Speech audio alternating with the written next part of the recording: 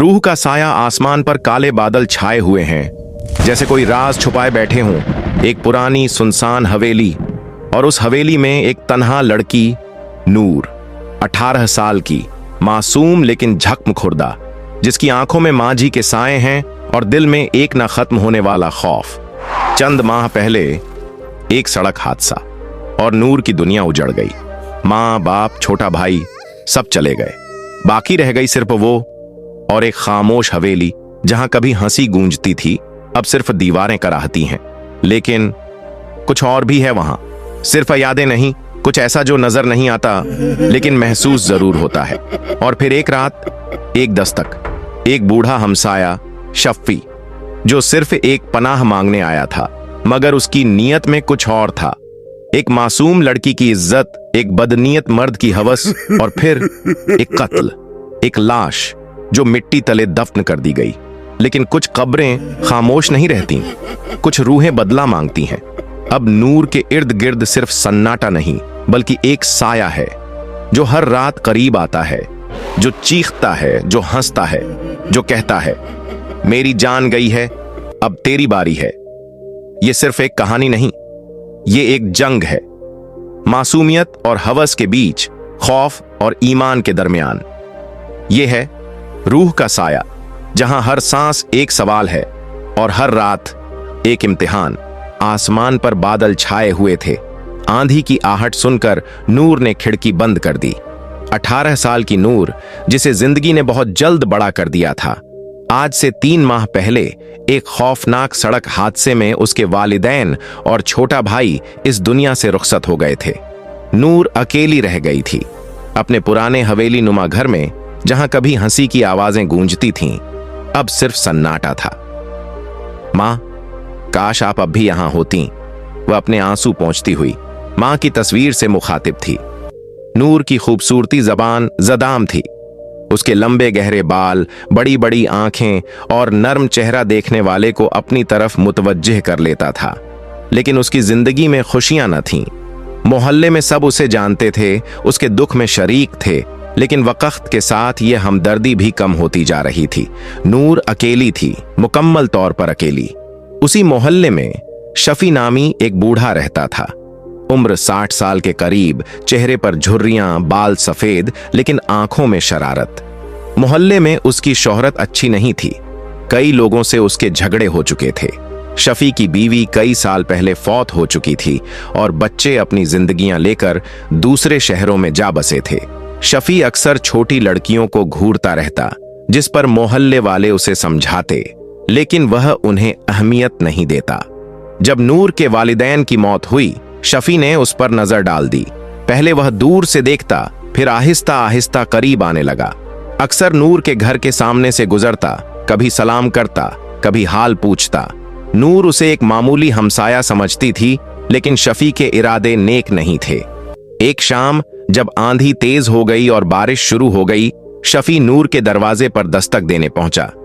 बेटी, दरवाजा खोलो, उसने आवाज दी।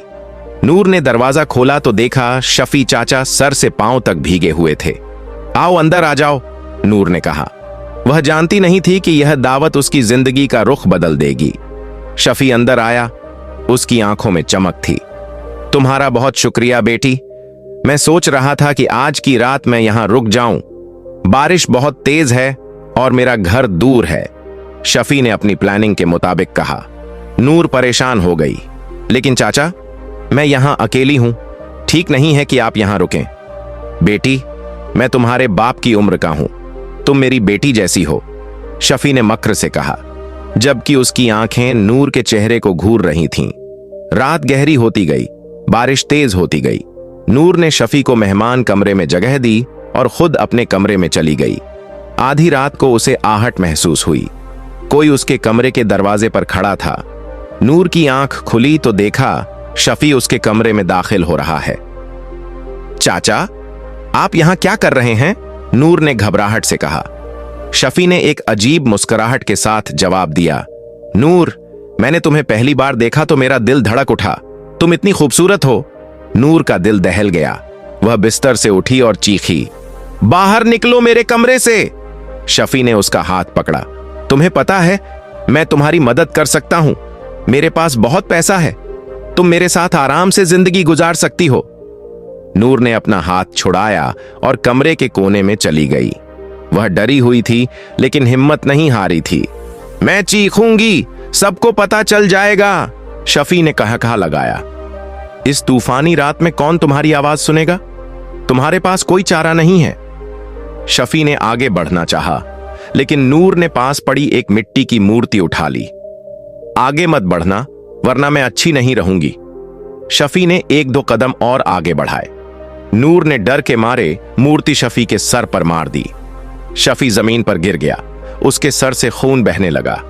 नूर कांप रही थी, वह समझ नहीं पा रही थी क्या हो गया है। शफी के जिस्म से कोई हरकत नहीं हो रही थी। नूर की समझ में आया कि शफी मर चुका है। वह जमीन पर गिरकर रोने लगी। मैंने क्या कर दिया? मैंने इंसान की जान ले ली।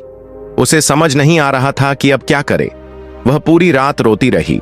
सुबह होते ही नूर ने किसी तरह हिम्मत जमा की और शफी की लाश को बाग में दफन कर दिया। उसने सबको बताया कि शफी चाचा तो रात को ही वापस चले गए थे। कुछ दिन तो मोहल्ले में शफी के लापता होने पर बातें हुई, लेकिन फिर आहिस्ता आहिस्ता लोग भूलने लगे। लेकिन नूर को शामत आ गई। कुछ ही दिनों बाद उसे महसूस होने लगा कि कोई उस पर नजर रखे हुए है। रात में अजीब आवाजें आने लगीं, कभी बेड के नीचे से, कभी अलमारी से और कभी दीवार के पीछे से। नूर डर गई। उसने समझ लिया कि यह शफी की रूह है जो उसे तंग कर रही है। रात को नींद नामुमकिन हो गई। नूर को ख्वाबों में शफी का खौफनाक चेहरा नजर आने लगा। उसकी नीली रूह उसे धमकियां देती। नूर की हालत खराब होती जा रही थी। वह कमजोर हो गई, आंखों के नीचे काले हल्के पड़ गए। एक दिन नूर की पड़ोसन जाहिदा आंटी ने उसकी हालत देखी और पूछा, बेटी क्या हुआ है? आप इतनी परेशान क्यों लग रही हो? नूर ने एतमाद करते हुए जाहिदा आंटी को सब बता दिया कि कैसे शफी ने उस पर नजर डाली थी, कैसे उसने उसे रोकने की कोशिश की और कैसे वह मारा गया, और अब कैसे उसकी रूह नूर का पीछा कर रही है। जाहिदा आंटी ने नूर को तसल्ली दी, बेटी मैं एक बुजुर्ग को जानती हूं, पीर साहब। वह अल्लाह वाले हैं, रूहानी मुआमलात में माहिर हैं। चलो उनसे मिलते हैं, वह तुम्हारी मदद करेंगे।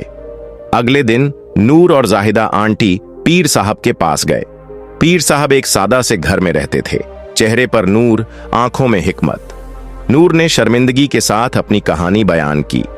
पीर साहब ने संजीदगी से कहा, बेटी तुमने अपनी हिफाजत की है, यह कोई गुनाह नहीं है, लेकिन जिस तरह शफी की रूह तुम्हें परेशान कर रही है उससे निपटना होगा। पीर साहब ने नूर को कुछ दुआएं सिखाईं और एक तावीज दिया। यह तावीज अपने पास रखो और हर नमाज के बाद ये दुआएं पढ़ो, अल्लाह ताला तुम्हारी मदद करेंगे। नूर ने पीर साहब की हिदायत पर अमल किया, लेकिन शफी की रूह तो और भी खौफनाक हो गई। अब वह सिर्फ आवाजें ही नहीं बल्कि नूर को नजर भी आने लगी। नीली चमकदार रूह जिसके बाल लंबे और आंखें सुर्ख थीं। शफी की रूह नूर को धमकियां देती, मैं तुम्हें चैन से नहीं जीने दूंगा, तुमने मेरी जान ली है, मैं तुम्हारी रूह ले लूंगा। एक रात जब नूर ने देखा कि शफी की रूह उसके करीब आ रही है, उसने हिम्मत करके तावीज निकाला और दुआएं पढ़ने लगी। शफी की रूह चीखी, नहीं ये मत करो। नूर ने पूरे यकीन के साथ दुआएं पढ़ी, तावीज को अपने सामने रखा। शफी की रूह पीछे हटने लगी, चीखती हुई, नहीं मुझे माफ कर दो, मुझे जाने दो। नूर ने आंखें बंद कर लीं और पूरे एतिमाद के साथ दुआएं पढ़ती रही। अचानक एक तेज रोशनी चमकी और शफी की रूह तेजी से चिल्लाती हुई गायब हो गई। उस रात के बाद नूर को कभी शफी की रूह नजर नहीं आई। आहिस्ता आहिस्ता उसके दिल का डर निकल गया। उसकी जिंदगी फिर से नॉर्मल होने लगी। पीर साहब कभी कभार उसका हाल पूछने आ जाते और नूर भी उनसे इस्लामी तालीमात सीखने लगी। नूर के दिल में अब भी अपने वालिदैन की कमी थी, लेकिन वह अब डरी हुई नहीं थी। वह जानती थी कि अल्लाह ताला उसकी हिफाजत कर रहे हैं। उसने अपनी पढ़ाई दोबारा शुरू कर दी और एक नई जिंदगी की तरफ कदम बढ़ाए। आज नूर एक कामयाब खातून है, अपने घर में पुरसुकून जिंदगी गुजार रही है। कभी कभार जब वह अपने माजी के बारे में सोचती है तो उसे याद आता है कि जब इंसान सच्चाई और ईमान के साथ जिंदगी गुजारता है तो अल्लाह उसकी मदद करता है। चाहे सामने कितनी भी मुश्किल क्यों ना हो। आखिर में नूर ने सीखा कि जिंदगी में जो होता है उससे डरना नहीं बल्कि उसका सामना करना चाहिए। वह आज भी जाहिदा आंटी और पीर साहब की शुक्रगुजार है, जिन्होंने उसकी मदद की जब उसे सबसे ज्यादा जरूरत थी। नूर की कहानी एक सबक है कि इंसान को कभी भी हिम्मत नहीं हारनी चाहिए, चाहे हालात कितने ही मुश्किल क्यों ना हो। अल्लाह पर भरोसा रखो, वह हमेशा मददगार है।